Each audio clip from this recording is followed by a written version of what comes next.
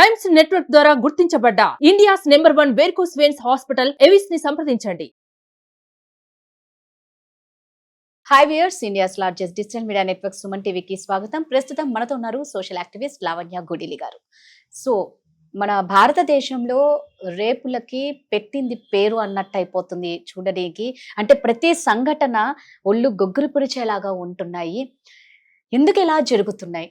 ఎక్కడ లోపం జరుగుతుంది?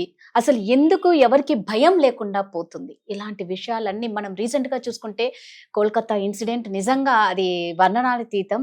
సో ఎందుకు ఇలాంటి దారుణాలు జరుగుతున్నాయి, వీటి గురించి మాట్లాడడానికి మనతో లావణ్య గారు ఉన్నారు. వారితో డిస్కషన్ చేద్దాం. నమస్తే అండి. నమస్తే అండి. మామూలుగా కోల్కతా విషయంకి మనం చెప్పుకునే ముందు ఢిల్లీలో నిర్భయ ఘటన ఒకటి జరిగింది.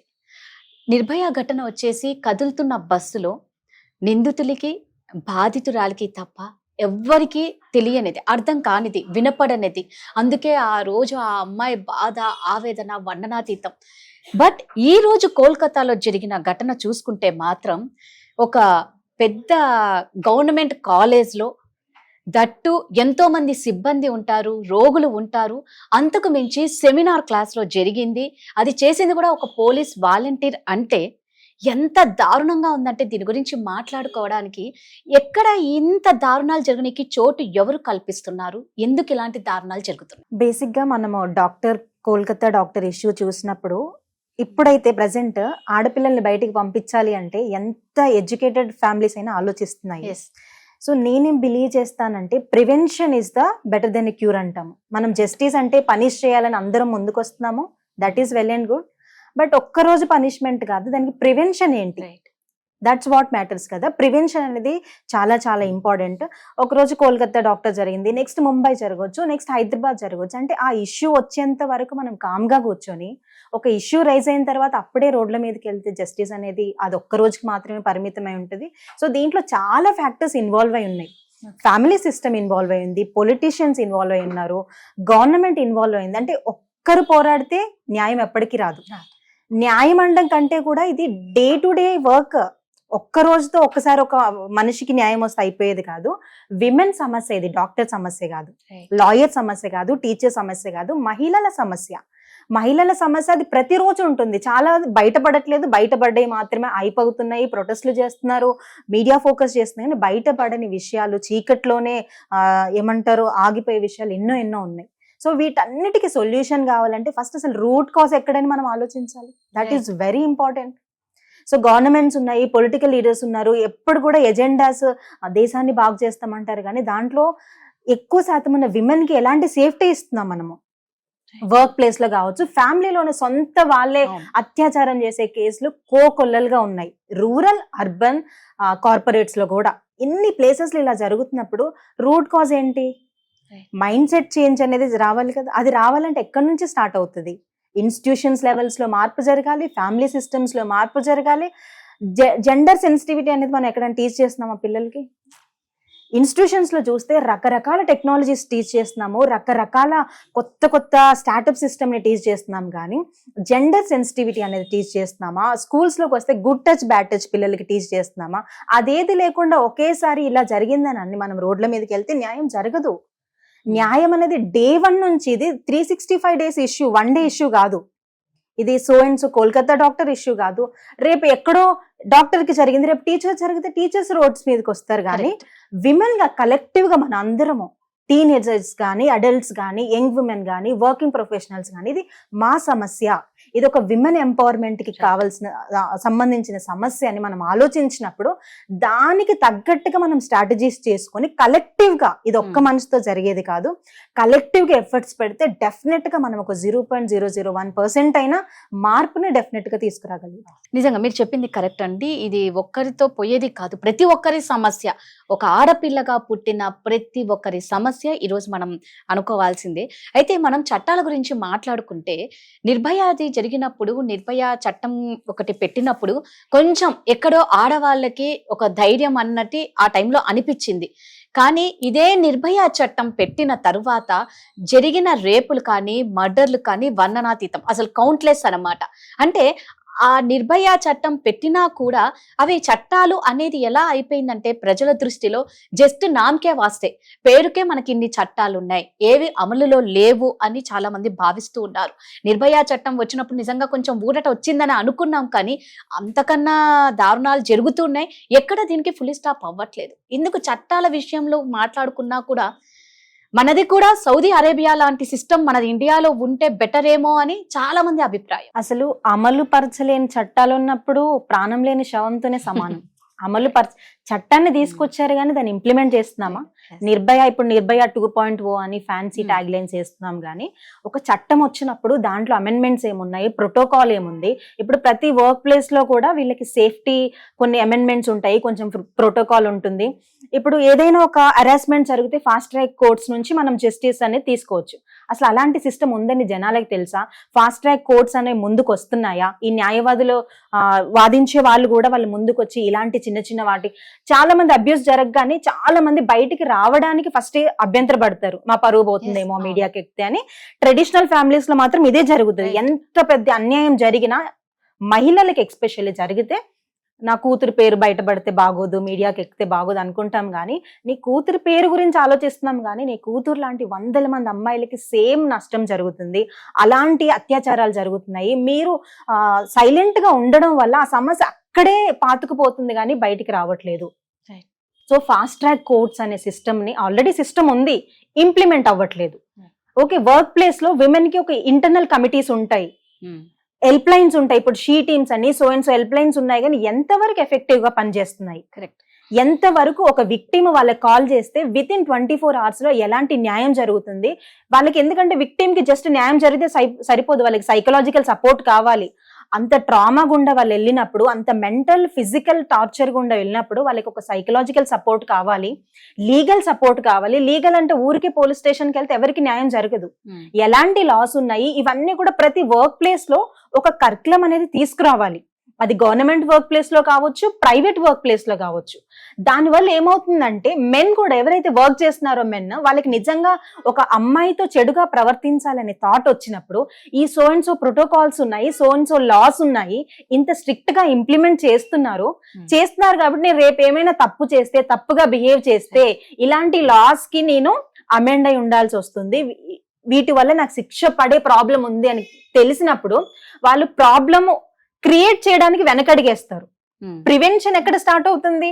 నాకు ఏదో తప్పు చేయాలని ఆలోచన వచ్చింది, చెయ్యకుండా నన్ను నేను కంట్రోల్ చేసుకోవడానికి, నన్ను నేను మార్చుకోవడానికి నేను ఎందుకు ట్రై చేసిన? ఇప్పుడు మనం రోడ్ మీద వెళ్తున్నాము, హెల్మెట్ లేకుంటే ఫైన్ వేస్తారని అందరికీ తెలుసు. Again it's a mind set. ఎంతమంది హెల్మెట్ లేకుండా ప్రయాణిస్తారు, కానీ కొంతమంది ఫైన్ పడుతుందిలే ఎందుకు వచ్చిన గొడవని హెల్మెట్ వేసుకుంటారు. అక్కడ రూల్ ఉంది కాబట్టి హెల్మెట్ వేసుకోవాలనే మైండ్ ట్రిగ్గర్ అవుతుంది.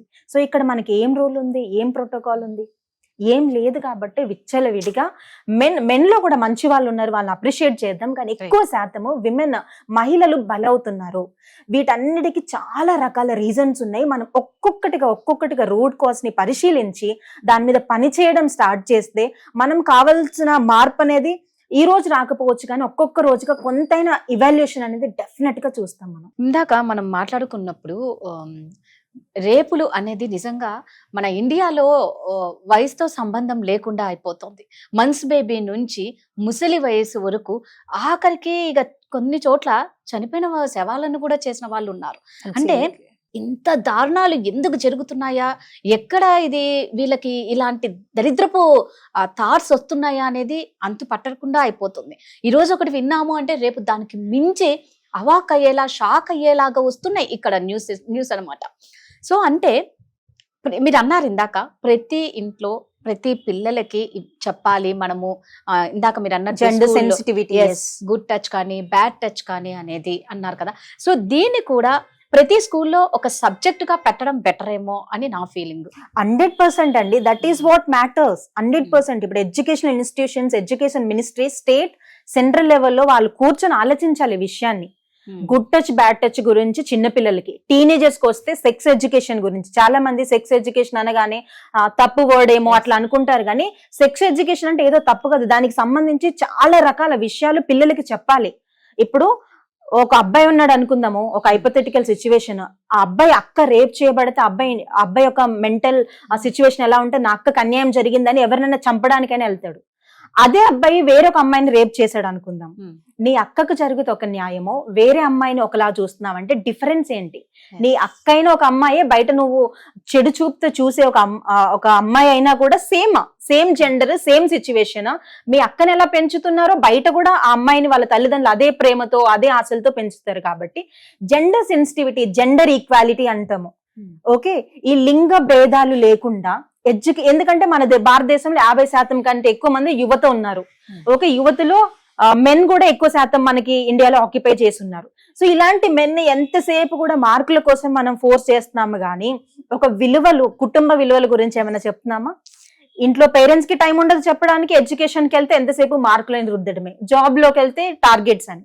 మరి ఎక్కడ వీళ్ళు నేర్చుకుంటారు? అండ్ వరస్ట్ పార్ట్ ఏంటి అంటే మనకు చేతిలో ప్రపంచం అంటుంటాము, ఇంటర్నెట్ యాక్సెస్ ఉంది, చిన్న పిల్లలకి కూడా రొమాంటిక్ సీన్స్, అడల్ట్ కంటెంట్ ఎంత విచ్చలవిడిగా. ఇప్పుడు నా పిల్లడు ఫోన్ చూస్తున్నాడు అనుకుందాం, 5 years old, వాడికి నా అకౌంట్ నుంచి ఫోన్ చూస్తున్నాడు. సో వాడికి ఎలాంటి సజెషన్స్ వస్తాయి? For example hero heroine kiss చేసిన సీన్స్ కానీ ఇలాంటి సీన్స్ చూసినప్పుడు వాడికి కూడా ఏదో ఒక హై లెవెల్ ఆఫ్ డోపమైన్, మనం సైకలాజికల్ గా కూడా చూసుకుంటే, నేను కూడా హీరోలు చిన్న పిల్లలు కూడా చూస్తే ఈ రోజు చాలా వింటున్నాం మనము, మా పిల్లాడు ఇట్లా బిహేవ్ చేస్తున్నాడు, క్లాస్ 6th క్లాస్ 7th క్లాసే, రకరకాలుగా మాట్లాడుతున్నారు. అది ఎట్లా అవుతుంది? Only just because of internet. And also parenting పాత్ర కూడా డెఫినెట్ గా ఉంది, కానీ ఇంటర్నెట్ లో అడల్ట్ కంటెంట్ అనేది చాలా యాక్సెస్ ఉంది. జస్ట్ ఒక్క క్లిక్ లో ప్రపంచంలో ఏం కావాలంటే, చెడు అంటే చెడు, మంచి అంటే మంచి చూడడానికి మనకి యాక్సెస్ ఉంది. సో పేరెంట్స్ కూడా కంట్రోల్ చేయగలగాలి పిల్లల్ని. పాజిటివ్ పేరెంటింగ్, కాన్షియస్ పేరెంటింగ్ అంటాము. సో ఈ పేరెంటింగ్ లెవెల్లో కూడా మార్పు వస్తే చిన్న పిల్లలు కూడా క్రైమ్స్, మనం మొన్నే చూస్తే 2-3 పిల్లలు ఒక చిన్న పిల్లల్ని రేప్ చేసి బావిలో పడేసిన హృదయ వికార సిచ్యువేషన్. అసలు చిన్న పిల్లలకి చదువుకోవడానికి టైం ఉండదు, రేప్ చేసేంత మైండ్ సెట్ ఎక్కడ డెవలప్ అవుతుంది? సో ఇలాంటివన్నీ చూసినప్పుడు సో పేరెంటింగ్ లో కూడా డెఫినెట్ గా మార్పు రావాలి. పిల్లలు ఎక్కువ స్కూల్స్, కాలేజెస్ లో ఉంటారు ఇంట్లో కంటే కూడా. సో మనం ఎక్కువ టైం స్పెండ్ చేసే ఇన్స్టిట్యూషన్ లో మనం ఇలాంటి కరికులం పెట్టాలి పిల్లలకి. మీరు వీలైతే అలాంటి వాటిలో ఎగ్జామ్స్ ని తీసుకురండి, అలాంటి వాటిల్లో ప్రాక్టికల్స్ ని తీసుకురండి. అప్పుడు దేశం బాగుపడుతుంది, ఒక కాలేజ్ బాగుపడడం కాదు. దేశం ఎప్పుడు బాగుపడుతుంది?